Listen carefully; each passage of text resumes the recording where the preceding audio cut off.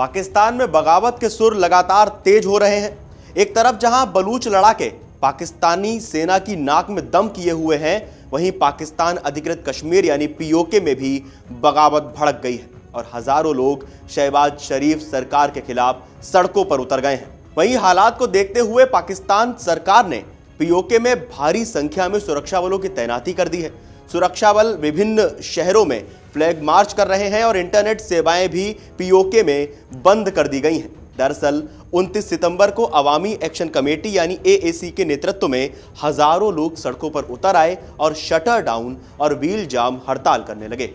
प्रदर्शन क्यों हो रहा है, प्रदर्शन की वजह क्या है, प्रदर्शनकारियों की मांगे क्या है, चलिए समझते हैं। रिपोर्ट्स के मुताबिक 70 साल का दबा हुआ गुस्सा अब फूटा है पीओके की आवाम का। एएसी के प्रमुख नेता शौकत नवाज मीर ने कहा कि हमारा अभियान किसी संस्था के खिलाफ नहीं है, बल्कि उन मौलिक अधिकारों के लिए है जो 70 सालों से हमारे लोगों को नहीं दिया गया है।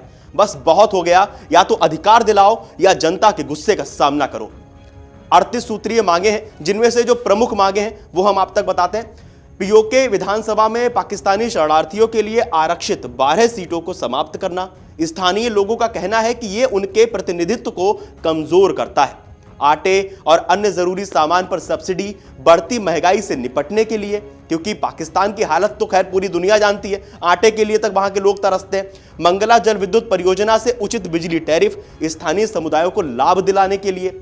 इस्लामाबाद द्वारा जो वादा किया गया था उसमें सुधार तत्काल क्रियान्वयन। पाकिस्तान सरकार ने प्रदर्शनों को कुचलने के लिए भी कड़े नियम उठाए हैं। जैसा कि होता है ना कि जहां की आवाम भड़क जाए, क्योंकि पाकिस्तान की स्थिति हर कोई जानता है, पाकिस्तान की सरकार की स्थिति हर कोई जानता है, आवाम संभलती नहीं और सरकार वहां की सेना चलाती है। हजारों सैनिकों को तैनात किया गया है। पंजाब प्रांत से हजारों सैनिक और इस्लामाबाद से 1000 अतिरिक्त पुलिसकर्मी भेजे गए हैं पीओके में। इंटरनेट बंद कर दिया गया है। आधी रात से पूरे पीओके में इंटरनेट सेवा बंद कर दी गई है। सड़कों पर नाकेबंदी कर दी गई, यानी जो प्रमुख शहर हैं उनके प्रवेश और निकास मार्गों को सील कर दिया गया है। इसका राजनीतिक प्रभाव भी चलिए समझने की कोशिश करते हैं। एएसी, पीओके प्रशासन और पाकिस्तान सरकार के मंत्रियों के बीच 13 घंटे की मैराथन वार्ता विफल हो गई।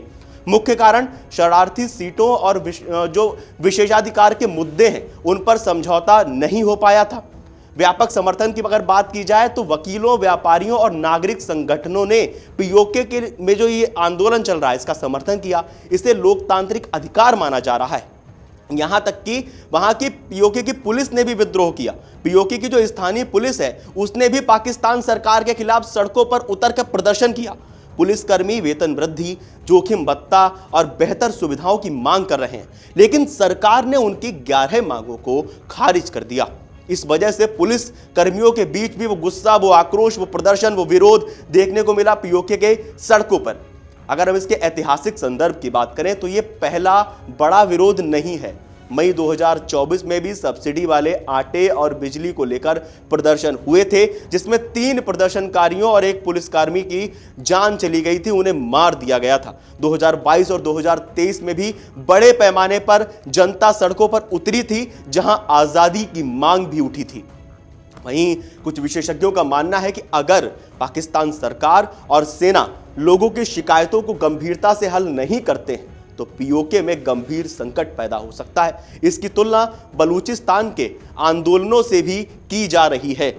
अगर हम शहबाज शरीफ सरकार की बात करें और पाकिस्तानी सेना को डर भी है कि यह आंदोलन आज़ादी की मांग में बदल सकता है, जो पाकिस्तान की एकता के लिए खतरा हो सकता है। हालांकि पाकिस्तान की एकता हम पहले ही आप सभी लोग जानते हैं कि पाकिस्तान की सरकार कौन चलाता है। प्रधानमंत्री शहबाज शरीफ ने लंदन से प्रदर्शनकारियों से अपील की है कि वे प्रदर्शन वापस ले लें और वादा किया है कि वो 2-3 दिन में आके पाकिस्तान पहुंचकर मुद्दों का समाधान करेंगे। ये मुद्दों का समाधान कैसे होगा, होगा भी नहीं होगा। दरअसल पाकिस्तान के अपने अंतर्राज्यीय इतने मुद्दे हैं। बलूचिस्तान का मुद्दा हो गया, खैबर पख्तूनख्वा का मुद्दा हो गया, मुद्दा पीओके का हो गया। लगातार वहां प्रदर्शन हो रहा है। अपना घर नहीं संभलता है, लेकिन हाँ, नजर किस ओर है? जहां अमन और शांति है, यानी भारत की ओर। शहबाज शरीफ सरकार से पहले अपने घर के मुद्दे संभाले जाएं, उसके बाद कहीं दूसरी ओर नजर डाली जाए। और पीओके के जिस तरह से प्रदर्शन हो रहा है, जिस तरह से मांग की जा रही है, वो एक साफ सबूत है कि पाकिस्तान में अंतर्कलह किस तरह से मची हुई है। खैर, आप लोगों को क्या लगता है इस पूरी खबर को लेकर? हमें कमेंट करके जरूर बताएं और देश और दुनिया की तमाम बड़ी खबरें जानने के लिए देखते रहिए अमर उजाला। अगर आप ये वीडियो YouTube पर देख रहे हैं तो हमारे चैनल को सब्सक्राइब कर बेल आइकन दबाएं और Facebook पर देख रहे हैं तो हमारे पेज को लाइक करें।